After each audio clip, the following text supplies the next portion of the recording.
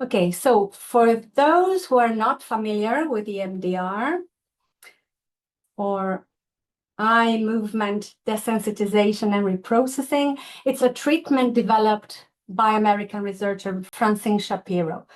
Once a strong therapeutic relationship is established and the client is equipped with the necessary resources to work with traumatic memories without being overwhelmed, a protocol is used that involves activating the whole neural network related to a chosen incident at a time through a mental image,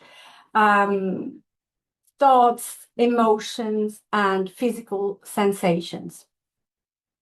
And then bilateral stimulation is used to accelerate processing. It can either be eye movement, taps, or other forms of alternate stimulation of both sides of the body.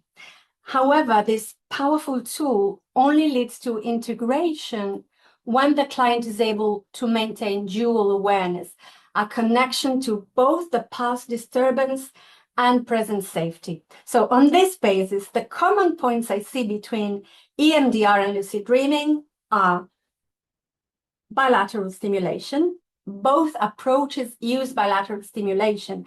In dreams, it occurs naturally through the rapid eye movements of the REM phase. And because there are so many studies confirming that eye movements accelerate processing, this goes hand in hand with the idea that dreams are where we process the emotional content of our daily experiences.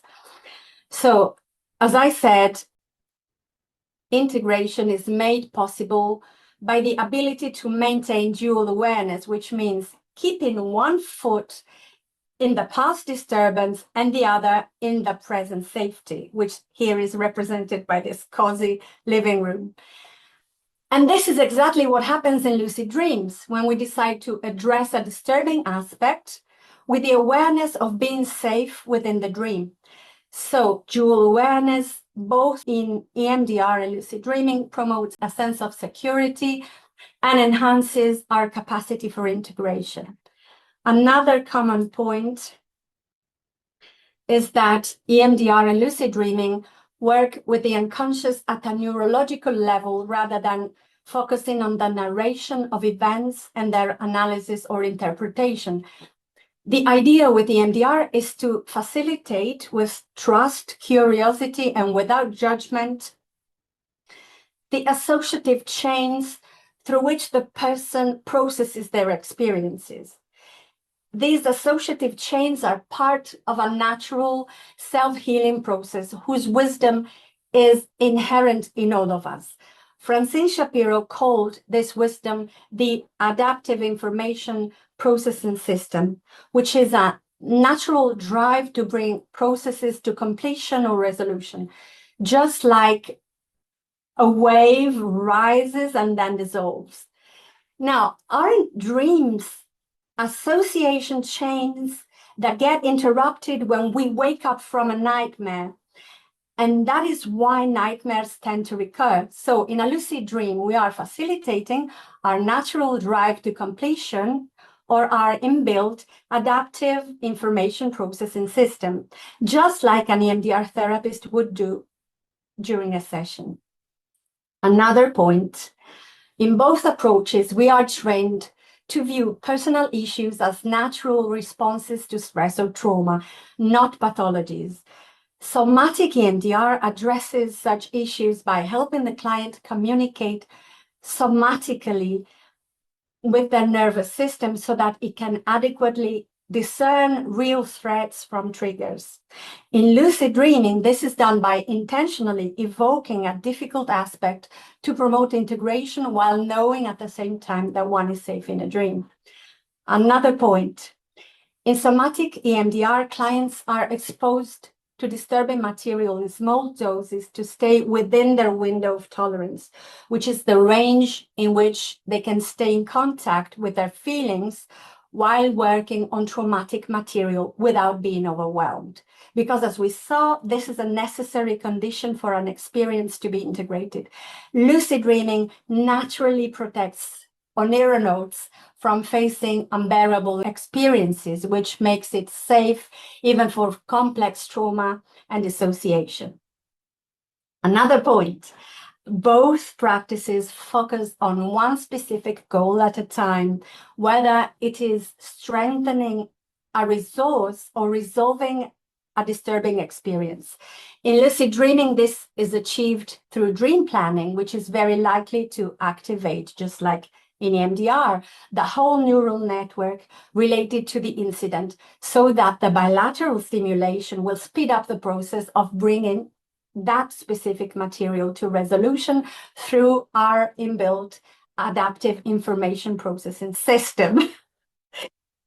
Then I've got plenty of difficulties in pronouncing English words. Then another common point is that both approaches address different aspects of the personality in a personified form. So it is more simple to relate to them with compassion and collaboration for integration. So the last common point I see is the way neuroplastic change is made possible. To ensure survival, we need to continuously scan for potential dangers, and this function is called negativity bias, whereas the ability to pay attention to positive aspects must be actively developed. And yet, allowing positive neuroplastic change requires that we consciously inhibit our habitual reactions while we intentionally repeat new, more adaptive responses. Some people may think that if we do not follow the negativity bias, it can be dangerous. And in fact, when we recall a trauma and relive its thoughts, beliefs, sensory impressions, and emotions, we are reinforcing that memory, like Hebb's rule says, neurons that fire together wire together. However, when using EMDR or lucid dreaming, we can facilitate change through key elements, yes, such as the ability to integrate the resources that become available during the preparation phase, the presence and support of the therapist, and the safe space in which the sessions take place. And in lucid dreaming, we can count on the infinite creative possibilities that are typical of a dream environment. And then, rather than the therapist, there's our adult self that is witnessing the dream process, and dreams are also a safe space. So the last thing I want to mention is that lucid dreaming as a field of experimentation within a sort of simulated reality is also comparable to psychodrama, which Bessel van der Kolk lists among the most effective methods available. He states that the roles played in psychodrama evoke the same states of mind that the person has in relating to corresponding figures in their life. Therefore, if a participant wants to represent a difficult experience from their childhood, for example, with their father, say, and asks the person playing the father to perform a constructive rather than destructive action towards their child self, the participant will experience how they would have felt as a child if things had gone as they do in the present.